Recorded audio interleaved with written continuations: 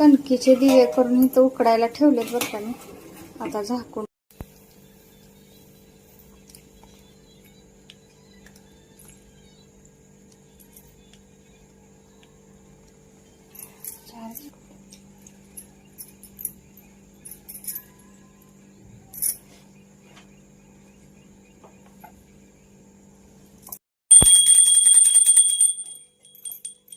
दिव्याला फार मोठा मान आहे. दिव्याला देवता दीपदेवता असे मानले आहे. नित्य देवपूजेत प्रथम दिव्याची दीपदेवतेची पूजा करायची असते. मनुष्य जन्मात आल्यापासून त्याच्या मृत्यूपर्यंत पदोपदी दिवा सोबत असतो.